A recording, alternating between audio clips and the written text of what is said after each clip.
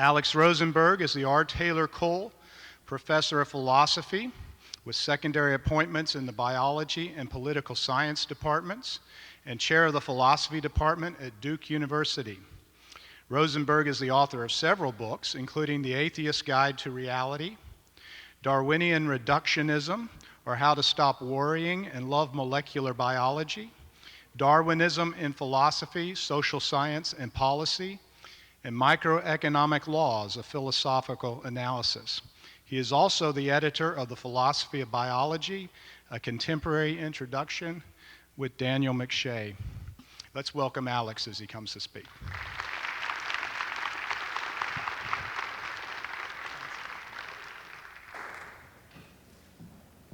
As the Python crowd used to say, and now for something completely different. We've heard a lot about cosmology this morning and last night, and some of what I will have to say will touch on issues related to that. But I wanted to talk about something different, about the relationship of Darwinism and theism, of Darwin's theory of natural selection and theism. And what I have to say, surprisingly enough, given that I'm the author of a book with the disobliging title, The Atheist's Guide to Reality, may turn out to be very congenial to people in this room. All I can say about that fact is I didn't intend it to be congenial. So, you have on the PowerPoint two Old Testament fathers, Charles Darwin and Lord Kelvin. And although you probably can't see it, on the extreme right, extreme left, is a wonderful adaptation. That's an insect that looks like a leaf. In the middle is the double helix, and on the other side you've got gas molecules bouncing from one container to another. And I'll explain each of those bits of iconography as I go along. So what I want to talk about is the incompatibility of Darwin's theory of natural selection and theism. And sophisticated theists, and especially the Darwinians among them, tend to combine their religious and their scientific beliefs in a way that enables them to hold both of these views together. And the usual way is the way that Francis Collins, the director of the National Institutes of Health and the former director of the Human Genome Project, does in his best-selling book, The Language of God. But he's only the latest of a long line of sophisticated theists and scientists who've held that God produced us by using the mechanism that Charles Darwin discovered. And that's why there's no incompatibility between theism and Darwinism. And I'm going to try to show you that that reconciliation won't work. You've got to take your choice, Darwinism or theism, on my view. Let's begin by thinking about what the basic criteria are for the adequacy of a theory of adaptation. And by a theory of adaptation, I mean a theory that explains the beautiful means-ends fittedness of things to their environment, of biological living things to their environments, and of the parts of living things to one another in order to fulfill, to meet the needs, to confer the advantages and the benefits that they do on the organisms that they are parts of in their environment. That's what adaptations are, and it is job number one in biology to explain adaptations. Now, what are the criteria that we impose, or that biology, that empirical science imposes on any possible theory of adaptation? The first one is that it has to begin with zero adaptation. It has to start from zero adaptation and then build all the adaptations using a process which, at least at the outset, isn't itself an adaptation. The second requirement on biological theory, indeed on any theory outside of physics, is consistency with physics. It's got to be compatible with quantum mechanics, thermodynamics, atomic bonding, chemical catalysis, what we know as well established in physical theory. The third requirement, as I'm going to explain on any theory of adaptation, is there's one particular piece of physics that it's got to harness. It's got to make use of the second law of thermodynamics. So let's talk about those three criteria a little more. The zero adaptation requirement. A theory that starts with an adaptation already, that helps itself to the first adaptation and then builds all the subsequent adaptations on that one, begs the question of where the first adaptation comes from. A scientific theory that hopes to show us how, as a purely causal process, adaptations ever emerged, has to start from a base in which there are no adaptations. The problem with Lamarck's theory, the theory you may well remember as displaced by Darwin's, Lamarck's theory was that acquired characteristics can be inherited. And the real problem with that as an explanation of adaptations, something is adapted because it was needed in the past, and the acquired characteristic that conferred that need was inherited to the next generation and conferred that benefit in the next generation. That Lamarckian theory rests on the existence of a wonderful adaptation, some means within the organism for storing information about current states and needs and how they are met and transmitting them to the next generation. That's such a phenomenally wonderful adaptation, if it actually obtains, that we need an explanation of how that adaptation could have emerged. And the ultimately satisfactory explanation has to start with a completely mindless, brute matter of causal fact that has no adaptational characteristics at all. So, second constraint on a theory of adaptation. It's got to be compatible with what we already know from physics. Physics is by far the most well-established of our sciences. I often point out that quantum mechanics is easier than biology or psychology or economics, and the proof of that is we've made so much more progress in quantum mechanics than we have in these other disciplines. The power of physics is reflected in its predictive reach and its explanatory depth. Any theory that's inconsistent with physics is going to be suspect. Indeed, Darwin was so anxious about this that nothing made him more disquiet than Lord Kelvin, the leading physicist of the British civilization of the 19th century. Nothing made him more nervous than the fact that Lord Kelvin claimed that Darwin's theory was incompatible with physics, and I'll say a little bit more about that. Why trust physics? Well, the reason that we should trust physics is, of course, its explanatory depth and its predictive power. Physics, of course, is not complete.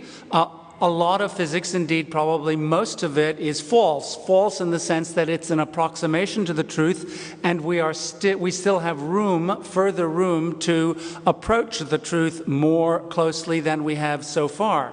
And of course there are domains of phenomena of nature about which physics has almost nothing to say. Dark matter, dark energy, many of the issues on which Sean Carroll and William Lane Craig debated yesterday and about which we heard this morning. There are, of course, phenomenally difficult conceptual problems involved in reconciling quantum mechanics and the general theory of relativity. These are the problems that, of course, superstring theory, M theory, hopes to deal with.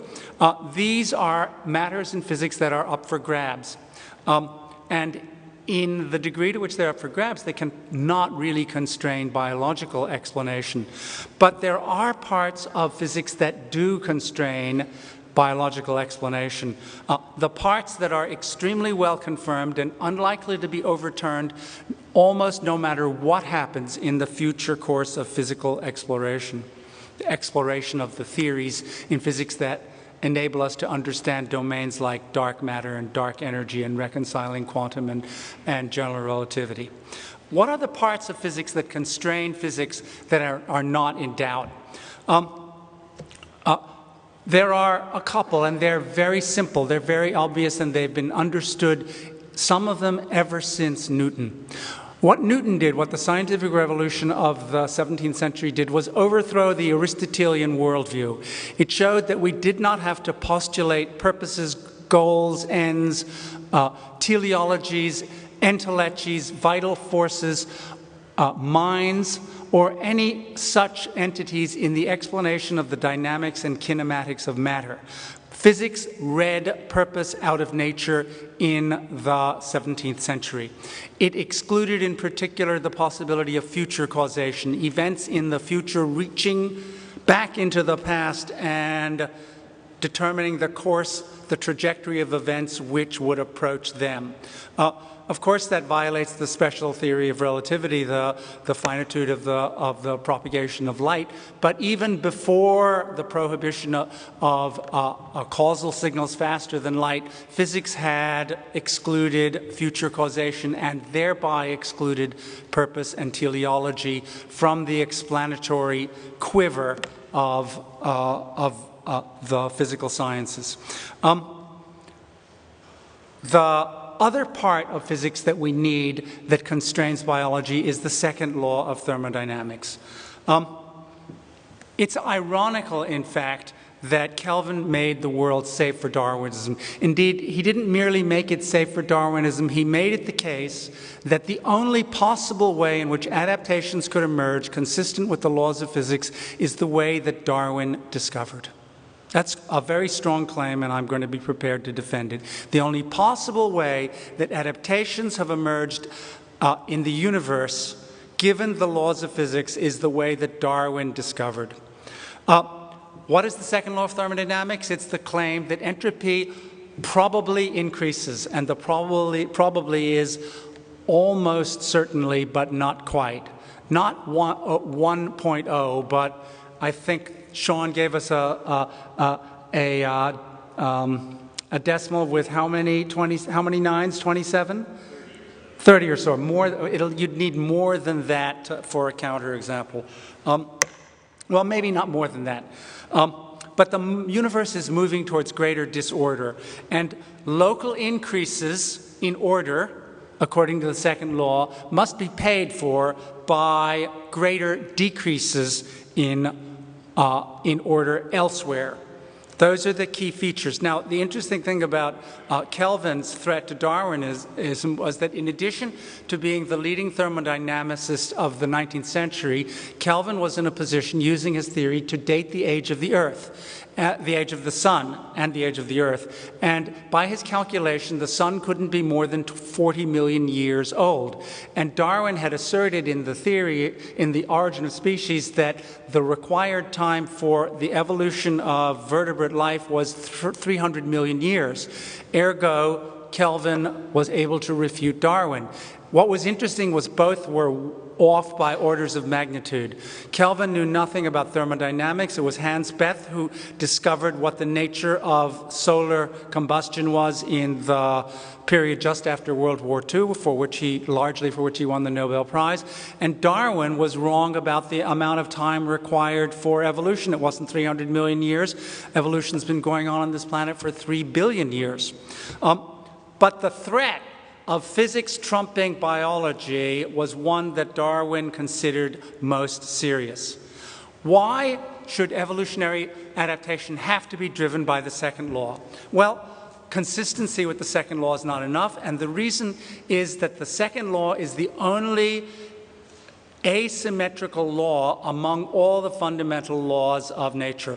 All of the fundamental laws outside of the second law are time symmetrical. Things work forward in just the way they work backwards. That's true of the Schrödinger wave equation as well.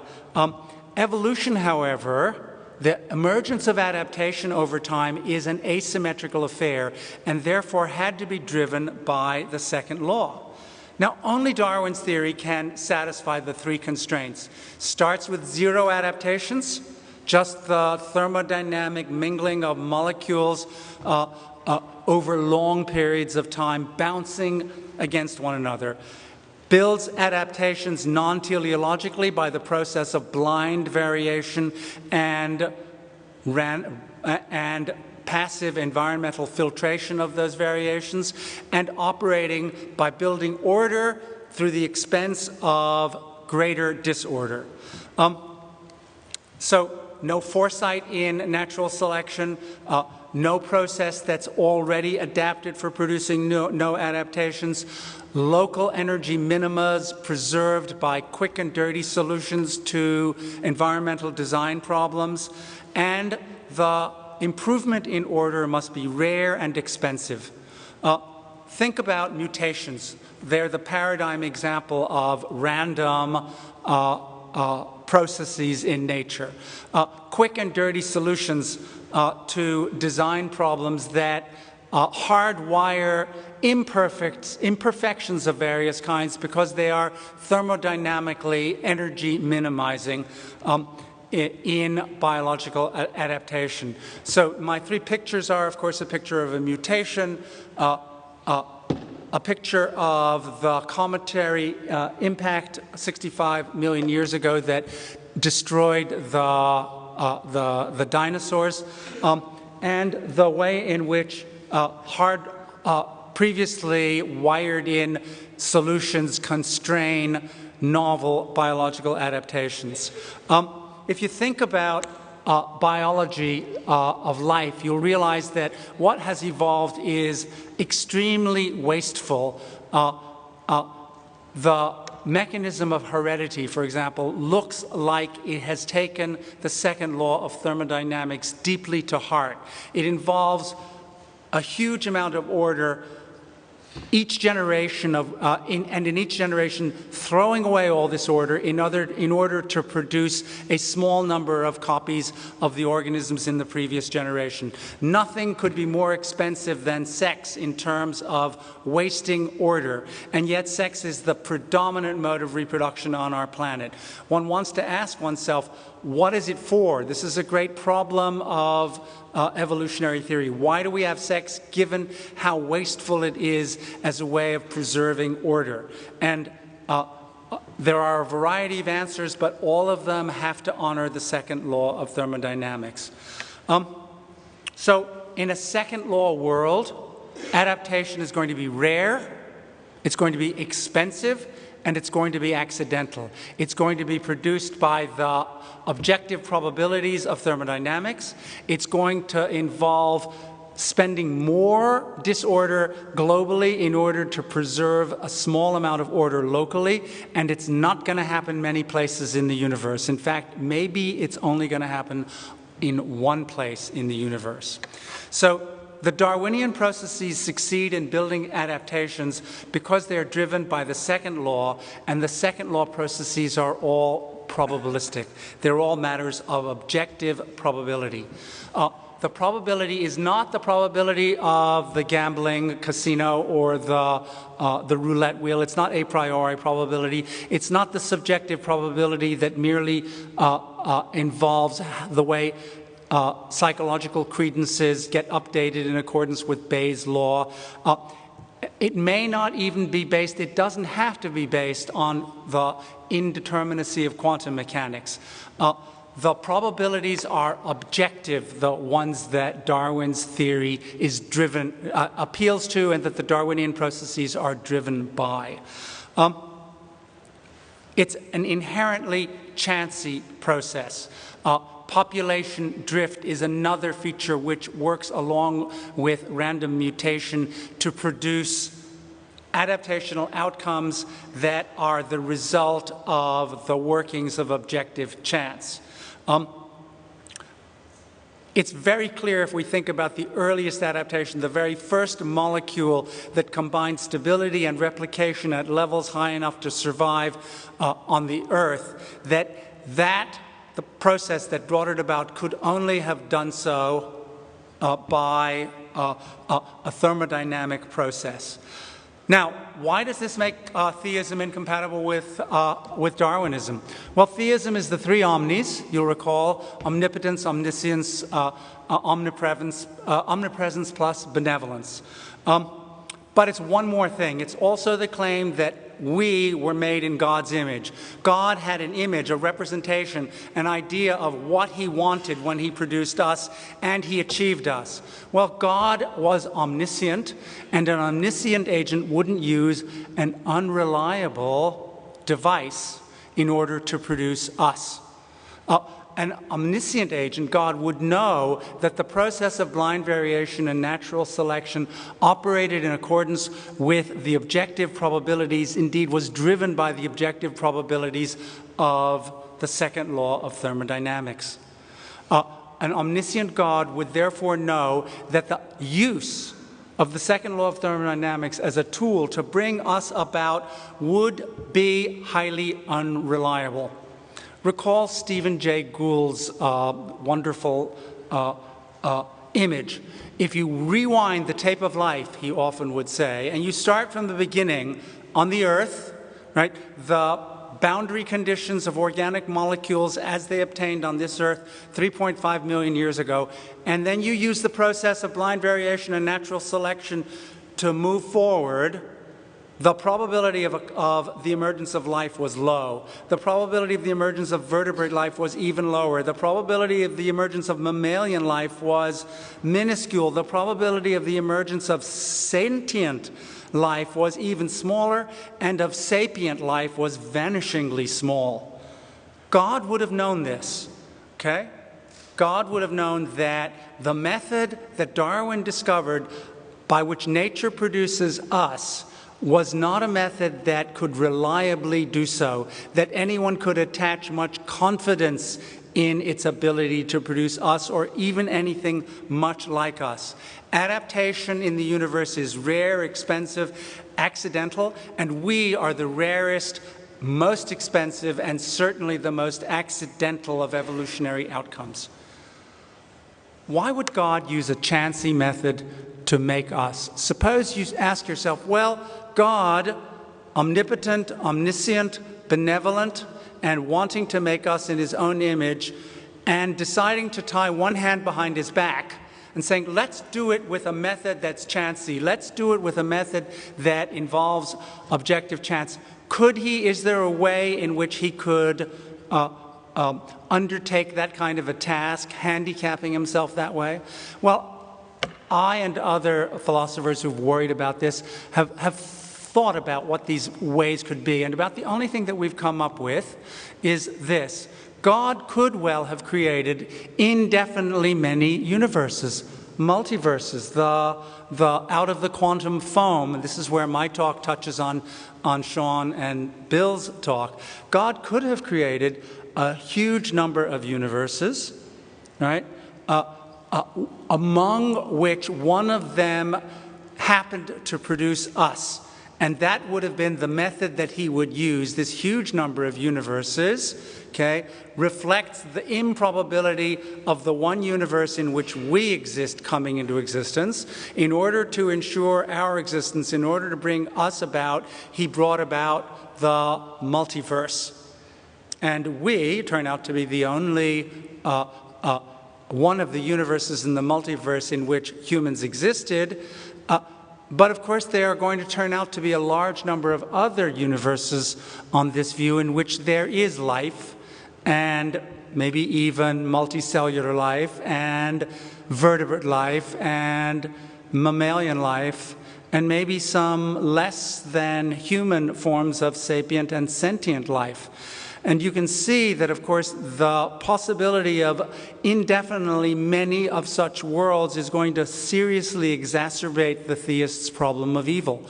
Why is it that God should have created so many worlds with so much suffering simply in order to allow himself the luxury of objective chance being part of the vehicle for producing us, and thereby reconciling himself to Darwin's theory? Fundamentally, it doesn't make sense. If those are the lengths that we have to go in order to reconcile Darwinism and theism, we're going to find ourselves with an agenda of much more serious theological problems. There's something else God could have done, of course. God could have created us by a means so fiendishly clever, that involved so many complications, that involved so many laws of nature and boundary conditions working together, that we, as smart as we are, will never be able to figure out what that process was. We will never be smart enough to identify the the laws that governed our evolution from the basic distribution of matter at the beginning of the universe. God, in his omniscience, knew that we would be the inevitable and unavoidable consequence of the operation of these laws, but he also knew that we wouldn't be smart enough to figure them out.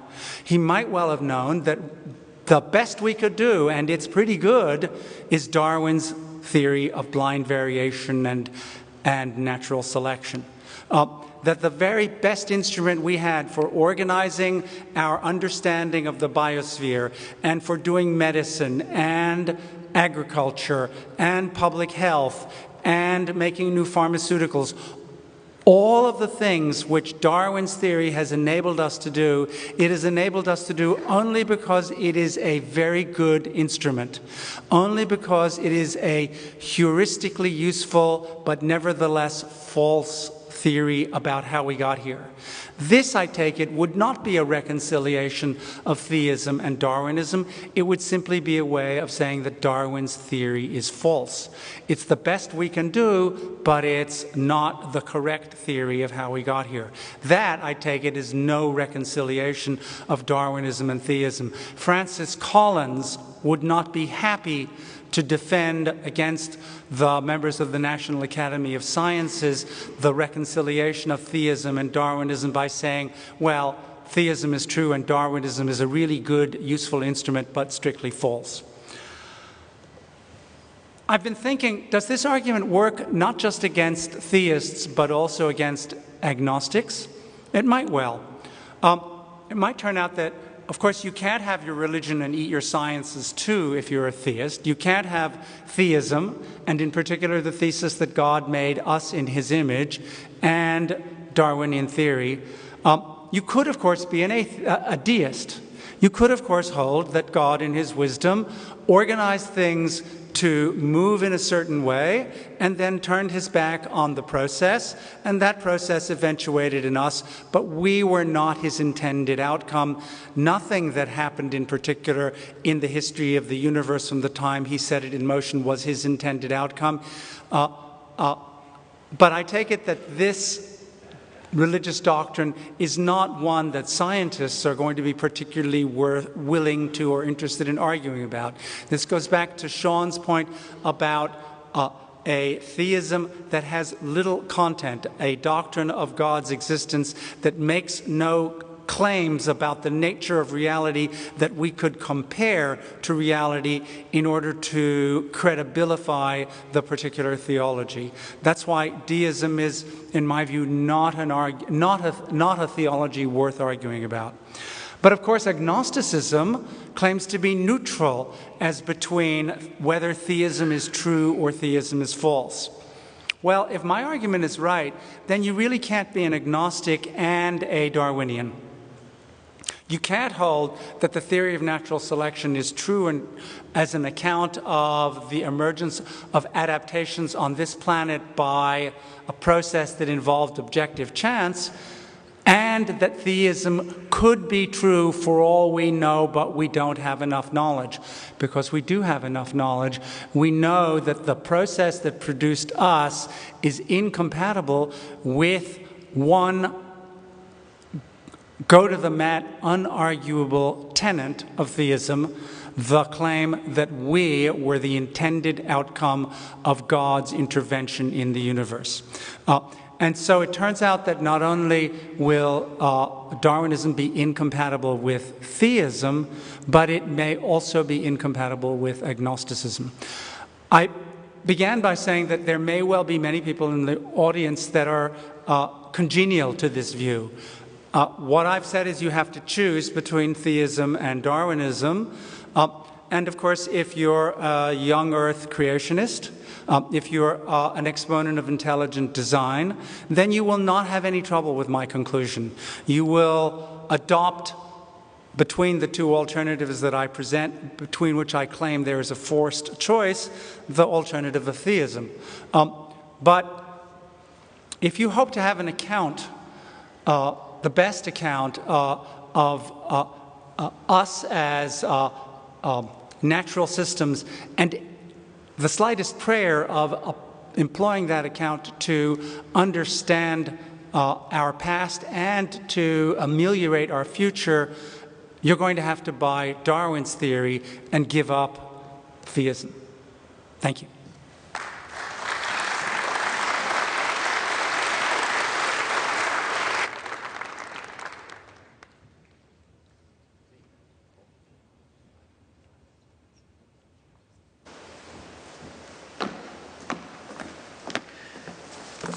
Is this mic live? Yes, okay. Well, it's a challenge to know how to respond to Alex Rosenberg's paper. In Professor Maudlin's case, there were enough relevant points to comment on that one could ignore the red herrings. But Dr. Rosenberg's paper is entirely off topic. If the Greer-Heard Forum this year had been on the topic God and evolutionary biology, then Dr. Rosenberg's paper would make a relevant contribution. But our topic is God in light of contemporary cosmology, and Dr. Rosenberg's paper has almost nothing to say about cosmology. So, should I just sit down, or do I follow the hounds in pursuit of the red herring? Well, since our quarry is nowhere in sight, I think I may as well join the hounds for a short distance. First, it's evident that Dr. Rosenberg fails in his first objective to prove that physics is sufficient for all appearances of design in nature. For he assumes that all appearances of design in nature are biological in character. But that is to ignore the fine-tuning of the universe, which sets the table for biological evolution. In particular, his appeal to the second law of thermodynamics takes no cognizance of one of the most extraordinary instances of fine-tuning, namely the initial low-entropy condition of the universe. Second, he fails to establish his second objective, that natural selection is the only way consistent with physics that the appearances of design can emerge. For he never proves that natural selection is sufficient for the appearance of biological design. Dr. Rosenberg's entire paper reads like a Darwinian, or better, naturalistic confession of faith. So what is the evidence that natural selection operating on random variations accounts for observed biological complexity? Many of us probably think that if random mutation and natural selection can explain, for example, the evolution of the horse, then that surely shows the power of these Darwinian mechanisms. In fact, evolution within a single kind like this is trivial compared to the vast range of life. You might think, well, if we could show that random mutation and natural selection could explain, say, how a bat and a whale evolved from a common ancestor, that would surely show the explanatory power of these mechanisms. Sorry, think again. Consider this figure from Sean Carroll. That's a different Sean Carroll. The figure shows major groups or phyla of the animal kingdom. Notice that a bat and a whale are both mammals, which is just one of the subcategories under the chordates. Even the evolution of a bat and a whale from a common ancestor is an utter triviality compared to the vast range of the animal kingdom. Now, if that takes your breath away, take a look at this. The whole of the previous slide that you just saw is contained on the little twig of the right-hand branch labeled animals, and the twig to the right of it, plants, contains the whole of the plant kingdom. And these are just two twigs on the branch of eukaryotes. The extrapolation of the Darwinian mechanisms from peppered moths and fruit flies and finch beaks to the production and evolution of every living thing is a breathtaking extrapolation of gargantuan, Brobdingnagian proportions. We know that in science, such extrapolations often fail. So again, I think we're compelled to ask, what is the evidence for this extraordinary extrapolation? Finally, Dr. Rosenberg fails to show that theism and Darwinism are incompatible. When biologists say that the mutations responsible for evolutionary change occur randomly, they do not mean by chance or purposelessly. Rather, as Francisco Ayala explains, they mean irrespective of their usefulness to the organism. Now, this is hugely significant, for then randomness is not incompatible with divine direction or purpose. For example, suppose that God in his providence causes a mutation to occur in an organism, not for the benefit of the organism, but for some other reason, say to produce easy prey for other organisms that he wants to flourish. In such a case, the mutation is both purposeful and random. And God wouldn't even need to intervene miraculously if he knew the relevant counterfactuals of evolutionary development, that if the laws of nature were applied to certain initial conditions, such and such life form would emerge. So, I'd say that the theist can be a Darwinist if he wants to, but I've yet to be convinced that the neo-Darwinian account of biological evolution really gives us the full story.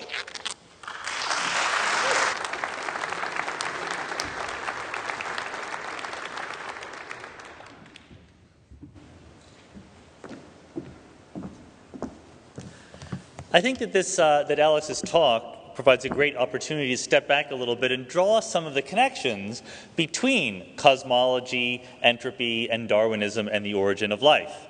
It's often said, and again, not in this particular forum, but there is an argument against natural selection and Darwinian evolution that creationists sometimes bring up that is clearly false, but it's false in an interesting way. It says the second law of thermodynamics says that disorder increases in the universe. Things run down. Eventually we will reach a heat death of the universe. So the argument says, how in the world can a universe governed by the second law develop such wonderful, complex, organized structures like we see here in the biosphere on Earth?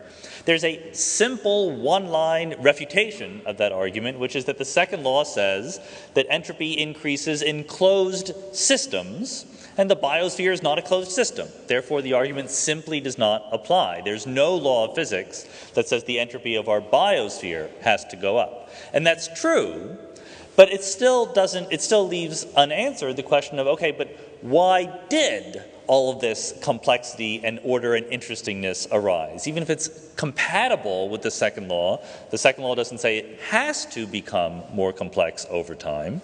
And that's a very interesting process that is not completely understood. It's very understandable, and I think that it's an open area of science that we're having a lot of fun with right now. So it's fun to think about exactly what's going on. Our Earth is very far from thermal equilibrium. Thermal equilibrium is the state you would be in when you'd maxed out your entropy. Everything was as dull as possible. The air in this room is pretty close to thermal equilibrium. It's all uniform and nothing is happening. The Earth is very far from that, and the reason why is because the sun is a hot spot in a cold sky. If you ask people sometimes why is the sun important for biology, for life on Earth, they might tell you, well, the sun, the rays from the sun, the radiation gives us energy. But that's actually not true. If the whole sky were the temperature of the sun, we would be getting a lot more energy than we do now. However, what would happen is that the Earth would come to the temperature of the sun and life would cease. If the whole sky were dark, we'd get no energy. The whole Earth would come to the temperature of the night sky and life would cease. The only reason we can have life is because we get some photons from the sun, but particularly in a low entropy form. We then radiate out that energy right back to the universe. Overall, the Earth does not gain energy from the universe. Recently, it has been gaining energy because of global warming, but that's a minor little effect, and you'll be debating that next year. But usually, the amount of energy we give back to the universe is the same we get from the sun. But for every one photon, for every one particle of light we get from the sun, we radiate 20 photons back into the universe. We have increased the entropy of that sunlight by a factor of 20. The Earth not only is compatible with the second law of thermodynamics, it is an engine for increasing entropy to beat the band. And that's related to the origin of complexity.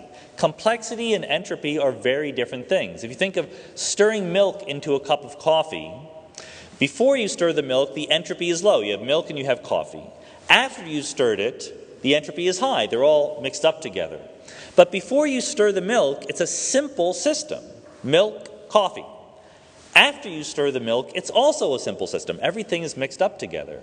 It's only in between, when you start mixing the milk into the coffee and the tendrils of milk mix in complicated ways, that you have a high degree of complexity. The universe is the same way. The early universe was very low entropy. The late universe will be very high entropy. But the early universe was a very simple place. And the late universe will also be a simple place. It's the middle phase of the history of the universe that is complex. The point is not that complexity requires low entropy. Complexity requires entropy to be increasing. The maintenance of complexity, as in a living being, requires that you are very far from equilibrium, living in an environment where entropy is going up to beat the band. So not only is the existence and evolution of life on Earth compatible with the second law of thermodynamics, in some very real sense it's a spin-off. It is a consequence of the second law of thermodynamics. And the second law, in turn, happens because the early universe has a low entropy, which is a fundamentally cosmological fact. In that sense, life on Earth is able to exist because of the cosmological features of our universe 14 billion years ago. Thank you.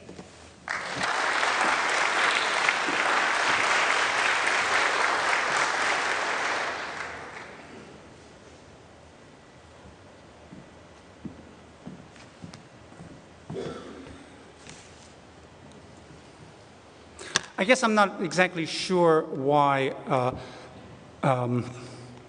in a colloquium among philosophers and physicists, some subjects should be ruled out because they weren't labeled in the title that brought us here. I was invited here to offer my perspective on an issue of importance between science and theism, and I've done so.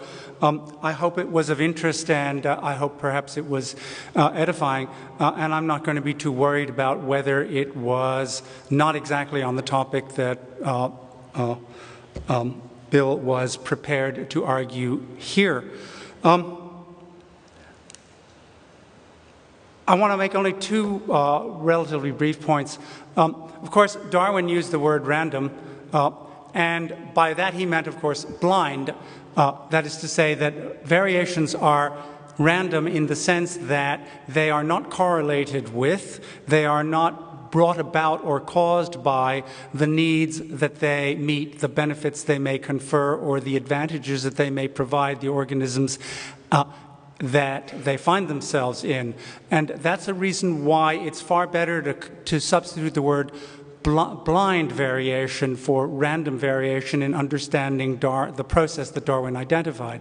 Similarly, Darwin used the word natural selection, and that's an unfortunate term too because it keeps us thinking about an intentional process, an active process that nature uses in order to cull among variants those which are worse and dispose of them, allowing the better ones to proceed. Far better to think about that part of the process as environmental filtration, a passive process, a process that acts like a sieve, preventing some things from passing through, allowing everything that is below a minimum size, to pursue this metaphor a little further, to pass through.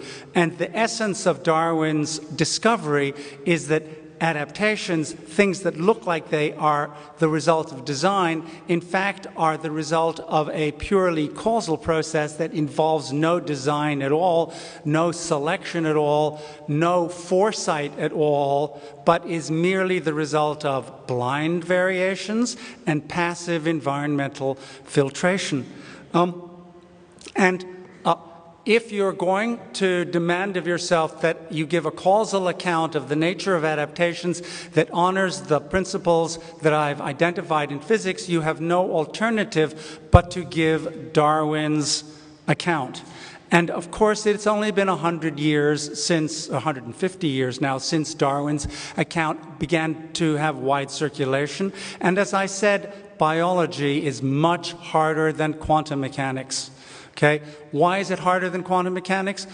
Because for one thing, it involves the operation of quantum principles, the operation of classical physical principles, the operation of chemical thermodynamic laws on a congeries of initial conditions so complicated, so fine, so different across various environments that we now know relatively less about life on our planet than we know about the cosmology of the universe. The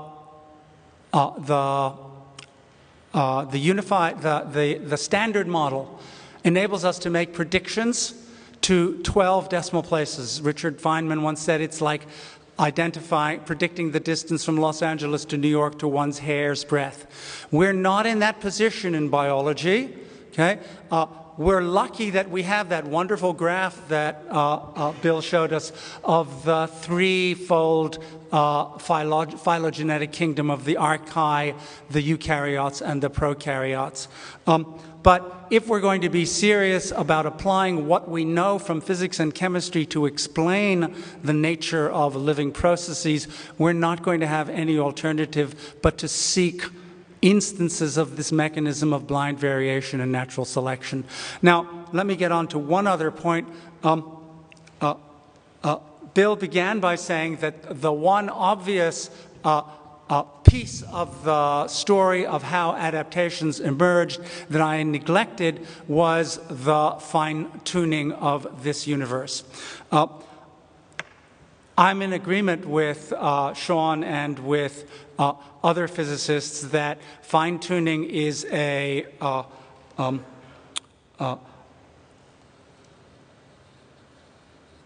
it's hard to actually put it in the right way without being impolite. Suffice it to say that Bill introduced the concept of red herring, and I'll use it here too.